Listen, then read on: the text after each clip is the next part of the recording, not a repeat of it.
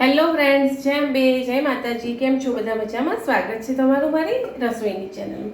આજે આપણે એટલું મસ્ત રેસીપી બનાવીશું કે નાના છોકરાઓને આપો તો તમે એને એક મમ્મીએ એમનું ભાવતું ભોજન બનાવીને આપ્યું એવું લાગે, અને મોટાઓને આપો તો શાક રોટલીનું ભરપેટ ખાવા બની જાય.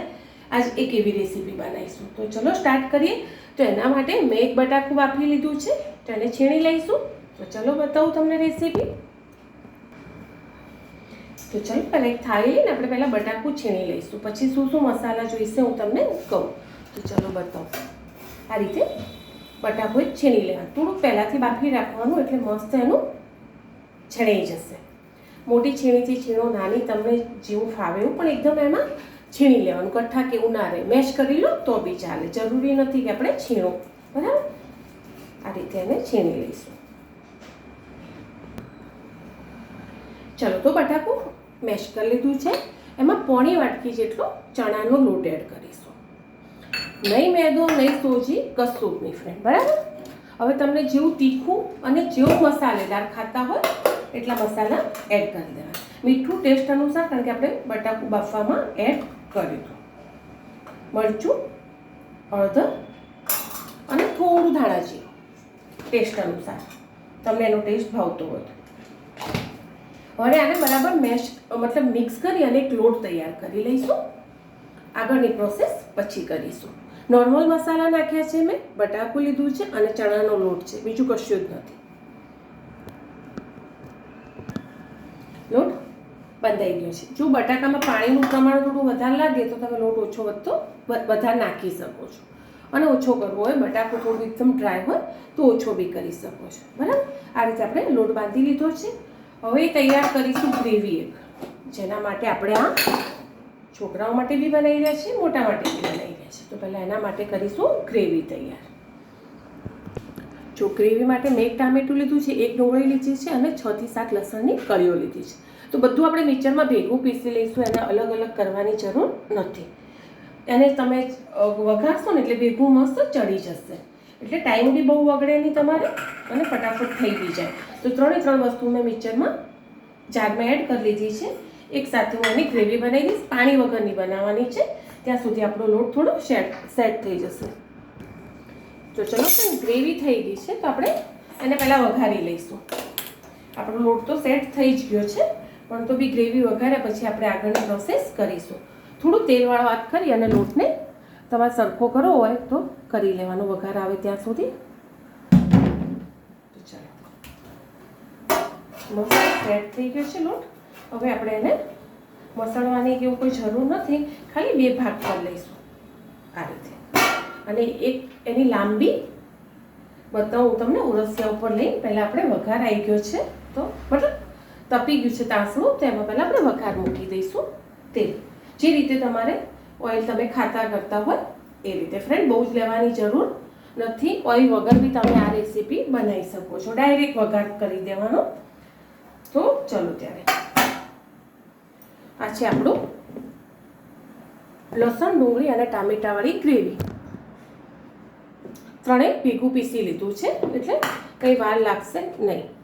હવે આમાં લગભગ ચણાનું હોય એટલે જીરાનો જ વઘાર થતો હોય, તો જીરાનો વઘાર કરી દઈશું. અને થોડી હિંગ કરવાની, બહુ નહીં ચપટી, છોકરાઓ ખાતા હોય, ટેસ્ટ ભાવતો હોય તો. અને હવે બધી આપણે જે ગ્રેવી બનાવી રાખી છે એ એડ કરી દઈશું.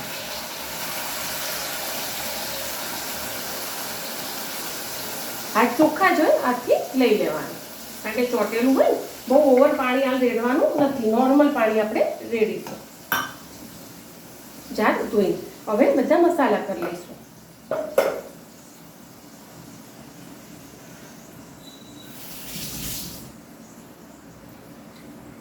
હવે તમે એમ વિચારશો કે આ તો કાચું રહી જશે, તો કઈ રીતના છોકરાઓને ભાવે, ટેસ્ટ આવે, તો હું તમને આગળ બતાવું કે આપણે એને બાફી લેવાના છે. પણ કઈ રીતે બાફીશું? ટેસ્ટ અનુસાર મીઠું, મરચું અને હળદર, ગરમ મસાલો અને કોથમીર આપણે લાસ્ટમાં એડ કરીશું.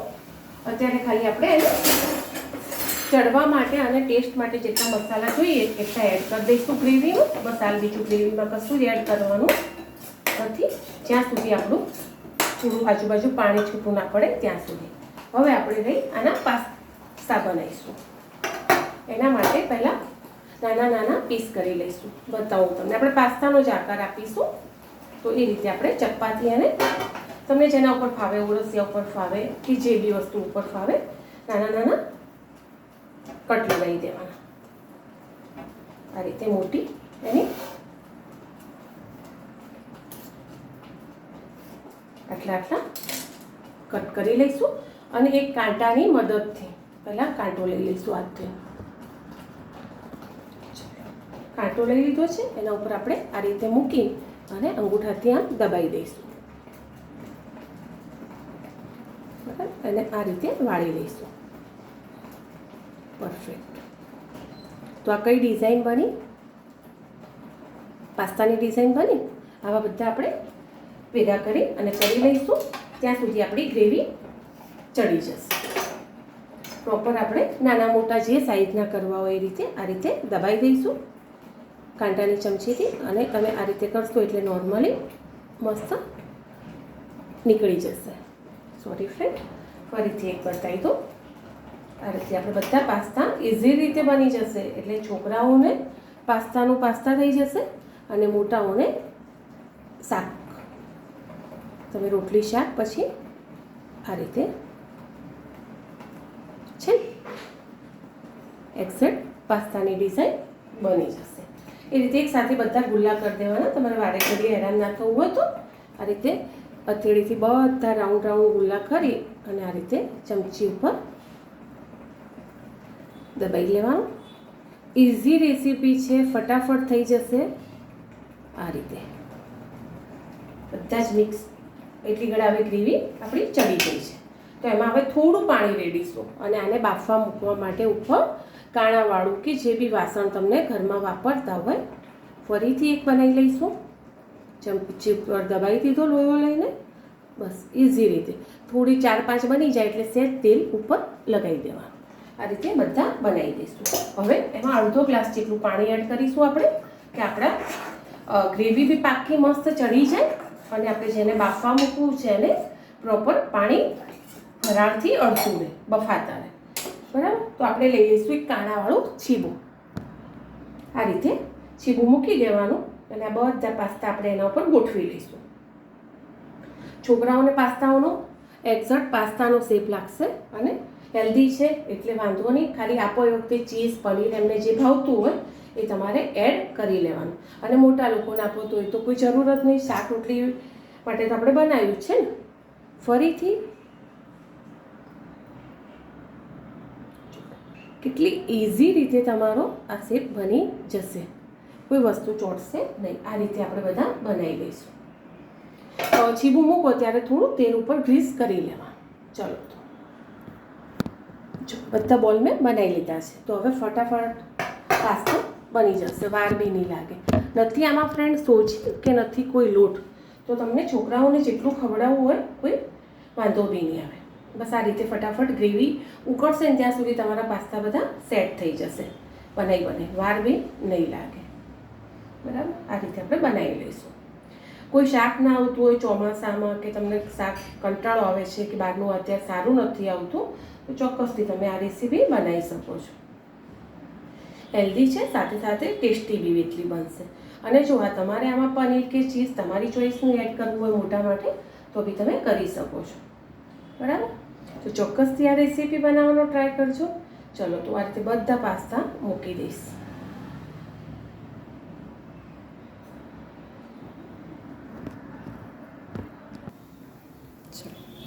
મેં બનાવી દીધા છે પાસ્તા. નીચે ચડી રહી છે ગ્રેવી. તો બંને એક સાથે મસ્ત ચડી બી જશે અને છોકરાઓ માટે પાસ્તા અને મોટા માટે શાક તૈયાર બી થઈ જશે. હવે આપણે એને 10 મિનિટ ઢાંકી દઈશું. ચલો તો ચેક કરી લઈએ. 10 મિનિટ થઈ ગયું છે અને બટાકું તો બફાયેલું જ હતું. બરાબર. અને પાસ્તા હા દેખ સાઈઝથી ડબલ થઈ ગયા છે ફ્રેન્ડ. બહુ જ મસ્ત ફૂલી બી ગયા છે અને છે ને બધા તમને પ્રોપર દેખાતા હશે.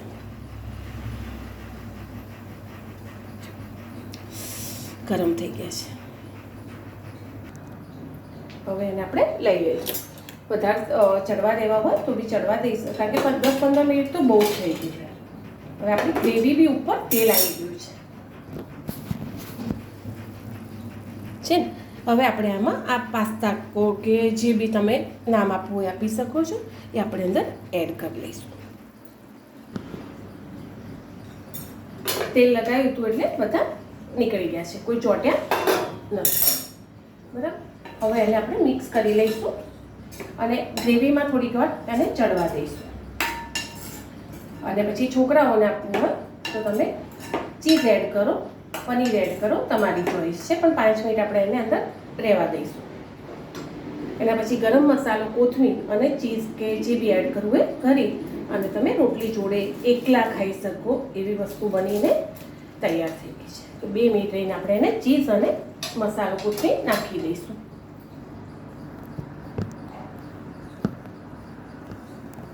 ચલો, 2 મિનિટ થઈ ગઈ છે.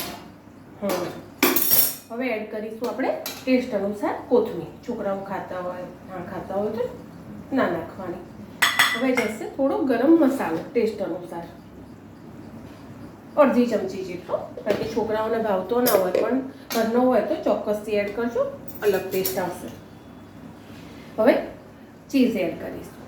તો આમાં કોઈ અનહેલ્ધી વસ્તુ ફેટ નથી, તો ચોક્કસથી તમે ફેમિલી માટે, છોકરાઓ માટે બનાવજો અને ટ્રાય કરજો. જરૂરિયાત પ્રમાણે ચીઝ એડ કરવા.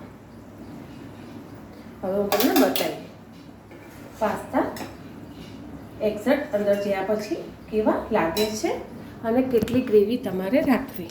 આ છોકરાઓને આપવા માટેની આટલી ગ્રેવી રાખવાની, અને જો શાક માટે કરવું હોય તો તમે થોડી ગ્રેવી વધારી શકો છો. આ 2 મિનિટ રહેશે એટલે આ બધું લિક્વિડ કે ગ્રેવી પાસ્તા પી જશે, કારણ કે ચણાનો લોટ છે ને એટલે છોકરાઓને લાગશે બી નહીં અને ખબર બી નહીં પડે, બધું મિક્સ થઈ જશે. એના ઉપર ચીઝ નાખી અને આપી દેવાનું. ટોમેટો કેચઅપ છે એવું જ લાગે થોડું ઘણું, અને ખાવું હોય તો થોડો રસો વધારે રાખવાનો. ટ્રાય ચોક્કસથી એક વાર કરજો ફ્રેન્ડ. મળીએ આગળના નવા બ્લોગમાં. બહુ જ મસ્ત બને છે. જો હું તમને બતાવું, ગરમ હશે એટલે ટેસ્ટ નહીં કરી શકું. આ રીતે તમે કાંટાવાળી ચમચી લઈ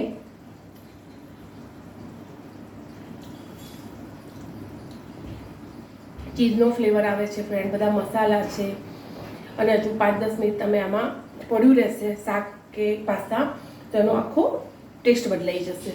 તો ચોક્કસથી તમે બનાવજો, પણ થોડું હેલ્ધી વેમાં છે એટલે થોડો ટાઈમ અને થોડી મહેનત લેશે.